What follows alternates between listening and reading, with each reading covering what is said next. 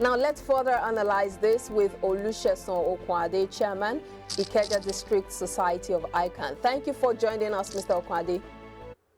Good morning, Bolanle. My pleasure to be here this morning. Good to have you. Good morning to our viewers at home. Let's begin with this story coming from Moman, saying that the government should remove subsidy, and that they're saying that the government should approach this with adopting some form of gradual removal from the subsidy regime. What do you have to say about this? Yeah, good submission by Moman, who are a major player in the business of the petroleum products.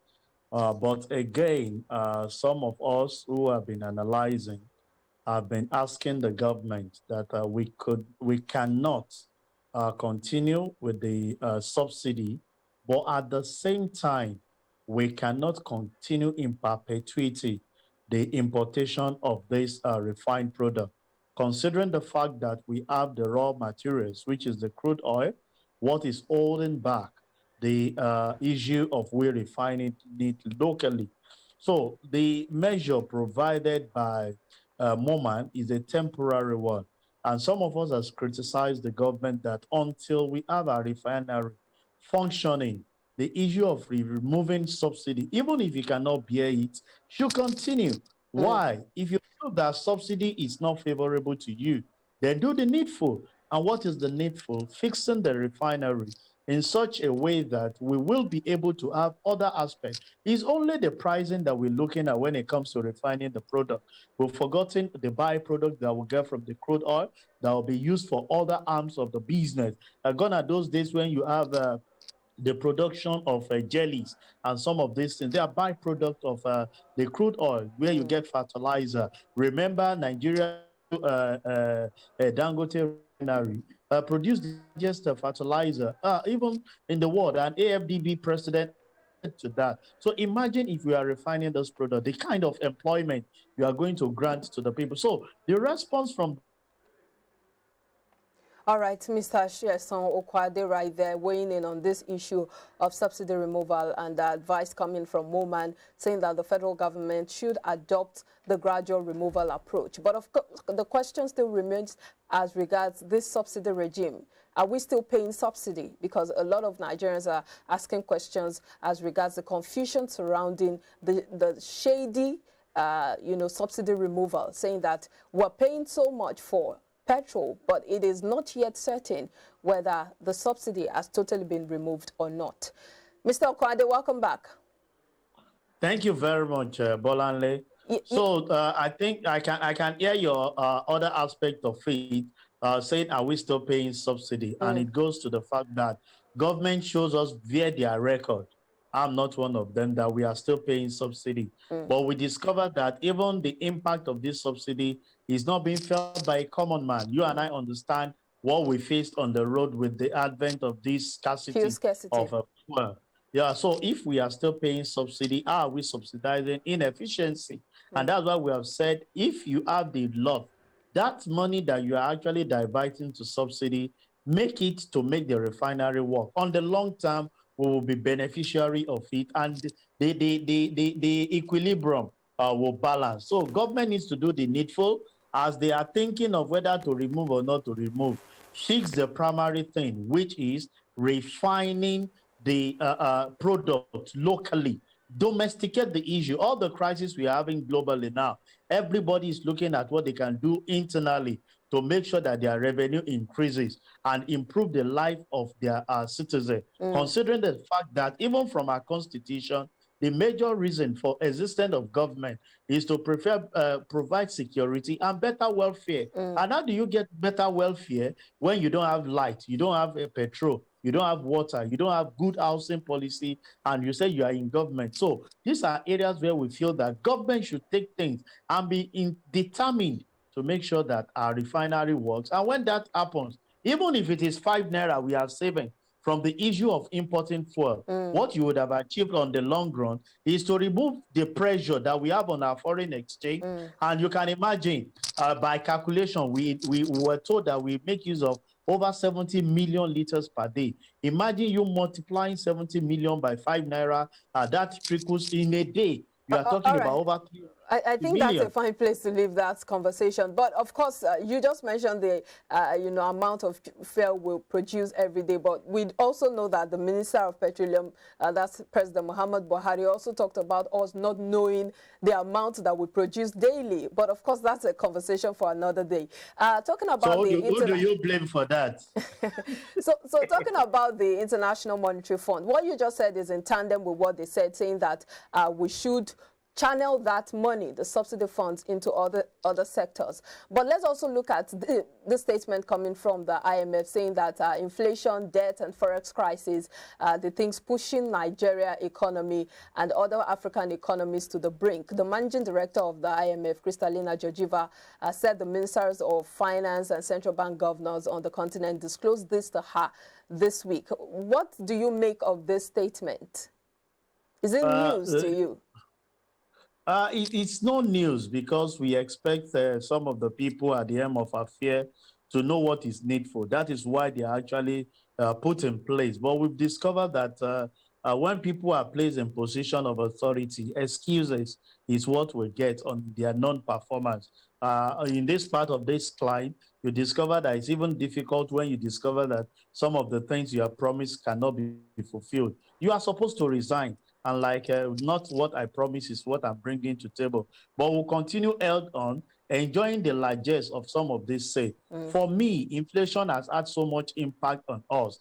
And the handlers of some of these things seems not to have understanding of how to go about it. So rather than continue to impoverish an average citizen, why not throw in the towel? Let people who have understanding of the work take it up upon themselves and have it continue. We've had instances where the CBN governor goes all out to say that they are actually doing this when some of the fundamentals are actually not being met even by them. So what IMF is saying, they are talking from the outside world and they are reacting to what some of the excuses some of these leaders are actually claiming.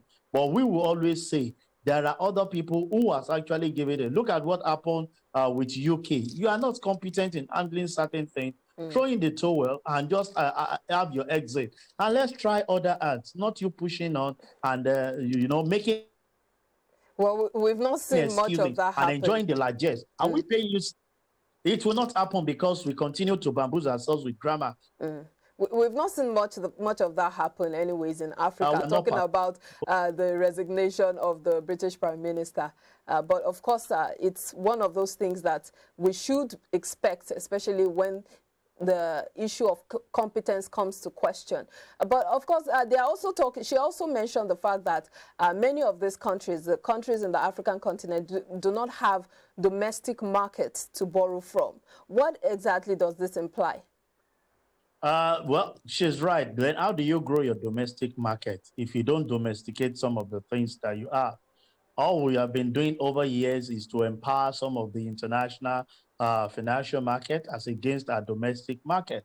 It is when you transact business locally, an average person like you and I can patronize the bank. But situation where majority of the things that you do has to do with international market, foreign exchange. You want to buy the ear that Bolanle is wearing is international. The clothes she's wearing is international. The shoe is international. So at what point will you promote? Of course, talking about patronizing local product, and that's one issue or one major, issue that the Buhari government campaigned with, talking about boosting local production and also buying made in Nigeria products. But have we seen much of that happen? That's one big question left unanswered. Mr. Olusegun, welcome back. We'll just shoot to the next story, talking about the telecom sector. And this is saying that the Nigerian Communications Commission has assured internet service providers, ISPs in the country, of sustainable policies and regulation that will help them stay in business and become more competitive. And they're also urging internet service providers to ensure quality delivery of internet services for stronger and better connectivity. And this is coming from the Executive Vice Chairman of the NCC, Professor Umar Garba Dambata, who gave the assurance that the national policy on digitization and the national broadband plan 2020 to 2025 can only be facilitated through internet service provision. But we know that this is something that is still shaky when it comes to internet provision in Nigeria. Are we to see better days looking at this statement coming from the NCC? Yeah, well, I think for me, it's less of words, more of action. Some of these internet service providers are struggling with their operation cost. And the first thing we need to look at is the power sector. If you need to have your internet service operate, some of these base stations, I'm sure some are not far from you there, operate at times 24 hours on diesel. And you can imagine the cost of some of those things. So many of them are having challenges with their operational cost, and bulk of it has to do with power. So if you are talking of having a policy in place, you should look at how you enhance their delivery in the area of cost management so that they will not struggle for things. They have the opportunity to expand. But if the operation cost is huge and they cannot cope for it, it deters their growth. And that might affect the consumers who are making use of some of these services. There is room for improvement, but the issue is the policy can be in place if the operation is really tightened. It's just like the business you're doing. Internet service provider enhance more delivery, even with this issue of AI, robotics, and everything that we are having every year and there. So government should look not only in making the policy okay for them to sustain in the business, but make sure that some of the things that they use as their operational base, most especially power, are actually provided and make available. The cost of survival for some of these internet service providers in the last few months has been very horrific. And I feel for them, I pity for them, because their major costs now go to power, which they need to use to sustain. If the base station in your area suddenly goes down because there is no power to power some of the equipments there, the next thing you hear about is that you cannot even do anything. So we intend that they make sure that some of the operation costs are taken care of by providing power. Let the power generation improve their service delivery so that they can, spend less on alternative power supply. So do you see all of this happening in the coming days? Well, with the first topic we handled, I'm not saying that coming in no distant time because the power sector is really not improving as expected. We keep hearing about system collapse, and the alternative power supply is nowhere to go to. Do you know the cost of diesel at this morning is over 800 naira? And you can imagine you having to power the generator, the cost of maintaining the generator so that your assets can be up and do it. So it's something that is challenging. And for me, I don't want to sound pessimistic, but I think the reality is that I can't see light behind the tunnel in the shortest possible time. Oh, well, let's keep hoping. But let's talk about this next story coming from the federal government, saying that they have directed the Nigerian Immigration Service, that's the NIS, to allow Nigerians with expired passports from the diaspora to return to Nigeria. And also talking about the e-passport, that's the enhanced e-passport for Nigerians in the UK and the United States with 10-year validity. How does this news come to you?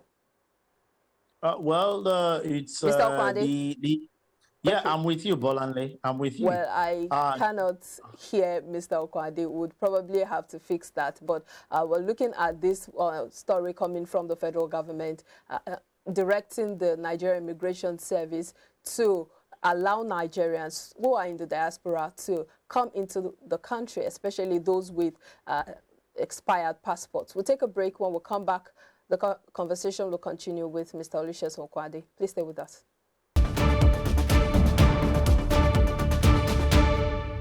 Thank you for staying with us. Let's pick the conversation from where we stopped. The federal government has directed the Nigerian Immigration Service to allow Nigerians with expired passports from the diaspora to return to Nigeria. And of course, this is coming from the Minister of Interior, Rauf Aregbesola, who added that Nigerians can return safely to Nigeria either with expired Nigerian passports or non-expired Nigerian passport. And Mr. Olusegun Okwade is still with us. I was asking you earlier, Mr. Okwade, what this means to you. Yeah, well, I think it's no serious news. I can only celebrate the aspect of the e-passport for some of the people in diaspora. But the question is how have they enjoyed the deliverable of some of this? And if you go by the statement of the Minister of Interior on encouraging our members, our citizens, to return home without with expired visa, what are Expired the passports. measures that passport? What are the measures that they have actually put in place to make sure that they get their passport renewed within the shortest possible time, knowing fully well that it will be difficult for them to travel back if they don't have their passport renewed. No international country will welcome you with an expired passport. As a matter of fact, at times when you even apply for visa and it's less than 6 months, they will hardly give you any visa on such passport. So I feel rather than encouraging this short-term stuff of coming to make people to get stuck in the country, they should increase the process, make it more seamless than what we have. If you look at the reports that you alluded to, that made the minister to give this instruction, it was one of the citizens, Nigerian and American citizen, who was complaining at the passport office of the rigorous process they had to face. Even with the new e-passport system, people still complain of not having access to dates easily. It takes longer than necessary. And we know there are always internal sabotage. How much are we working in line with it that if somebody needs some of this process, you don't need to go through the route of any individual. Because if you go back now and check, they will tell you that the date is being generated from Abuja. And when you pick it, they will be given like 3-4 months. So let's enhance the process of delivery. And with that, we'll abolish the idea of saying people can travel with expired passport. Because when they come in, how do they intend to go back? Even with without a valid passport. Thank you so much. I must appreciate you for your insights this morning, Mr. Olusegun Okwade. Thank you for your time. Thank you very much, Bolanle, for having me, and have a very blessed day. Have a good day yourself. Okay, we've been speaking with Mr. Olusegun Okwade. He is chairman, Ikeja District Society of ICANN, talking to us about the top business headlines. We'll take a break, and after the break, the latest data from the United States Bureau of Labor Statistics revealed the inflation rate of the world's largest economy hit a new 40-year high of 9.1%, as experts say impact will be bad for Nigeria's economy. Task CBN to act swiftly. We'll delve into that after this break. Please stay with us.